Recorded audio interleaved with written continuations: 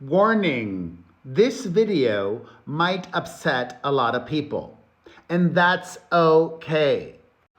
I am Perez Hilton, the queen of all media, the original influencer, the #1 source for everything It Ends With Us saga, and I am not beholden to an audience.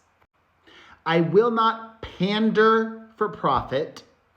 I will not silence myself or speak up and call out whatever I think is worthy of that, even if my opinion is the minority or goes against what people might expect of me.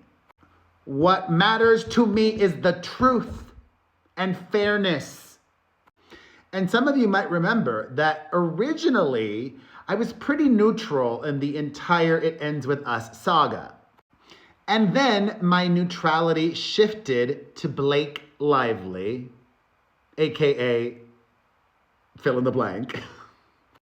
After I read her complaint against Justin Baldoni, I thought to myself, wow, all of these things that she's alleging, they have to be true. She's just made them public. She has co-stars and crew members and people that witnessed these things and that would attest to her version of events. But then I read every other piece of anything related to It Ends With Us saga in the courts, most especially, importantly, Justin Baldoni's first amended complaint with receipts, proof, timeline.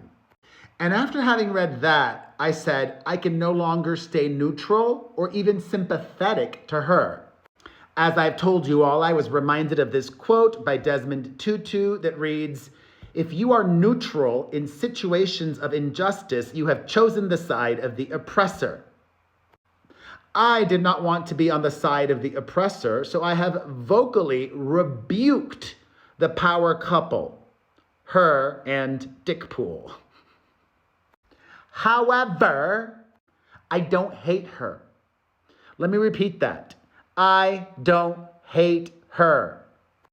A lot of you do, and you're entitled to feel however you want to feel. But I encourage you all, myself included, to lower the temperature. I've already gone on the record, both in video and on my podcast, thinking that the response to Delulu's appearance at a donut shop in Connecticut this past weekend was unwarranted. People were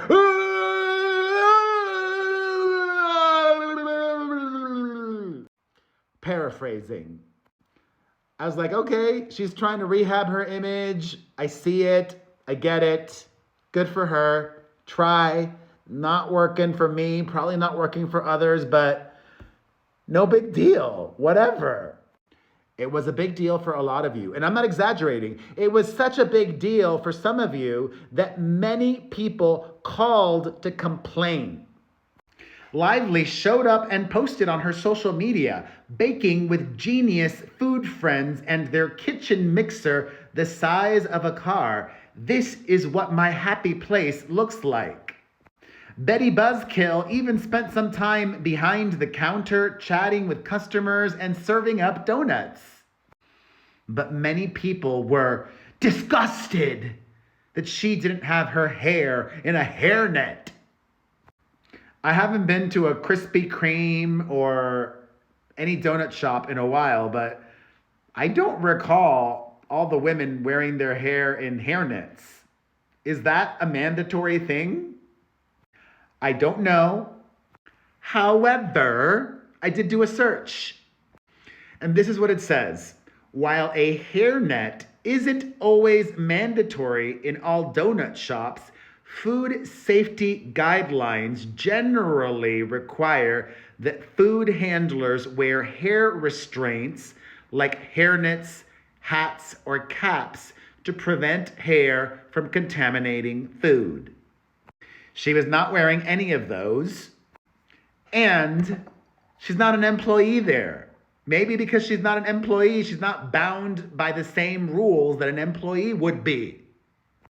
But despite that, many Justin Baldoni fans called the local health department in Wilton, Connecticut to complain about Rye's donuts because she wasn't wearing any hair restraint.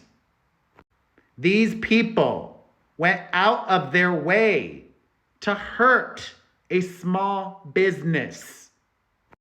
Why? Not because she was not wearing a hairnet. The real reason these Justin Baldoni fans complained, called up, emailed the local health department is because Rye's Donuts helped her. How dare they? Nobody should be helping her. They're complicit. Shame on them. Shame on them. You guys, chill. She will have whatever is coming to her. You don't need to hurt anybody to advocate for Justin Baldoni. I also don't think Justin Baldoni would want this. I'm pretty sure. I've read everything in the complaints, in all of the motions. I've read interviews and podcasts, and Justin Baldoni is a faithful man. He's Baha'i. He wants to clear his name, but he doesn't want to hurt her or her husband. However, a spokesperson for the Wilton Health Department in Connecticut says they have received complaints about Pinocchio working without a hairnet on, and the matter is currently under investigation. It's currently unclear what sanctions would be imposed upon that shop, but come on, people! And that wasn't the end of it! Justin Baldoni fans took it a step further. They started to flood Yelp with negative reviews of Rye's Donuts. The small business's Yelp page was temporarily disabled due to the sudden influx of negative reviews. Yelp says they're investigating whether the content you see here reflects actual consumer experiences rather than the recent events. A source close to the Florals fanatic says the so-called complaints are from people who have never been there and who don't even live in Connecticut, targeting a lovely, small, family-owned business is a new low in the retaliation campaign. And you know what? I agree. And so I say one more time, simmer, chill, lower the temperature, eat a donut, relax, relate, release. And I still rebuke her. I still denounce her. I still think her actions are deplorable. But I don't hate her, and I don't wish harm upon her or even her businesses. She employs people at her hair care product company, the boozy beverage company. I don't want those folks to be out of jobs. I mean, they might be. It's totally fine to not support her and not purchase her products, but to go out of your way to hurt a donut shop, I think that's not cool. What do you think? Let's discuss it all in the comment section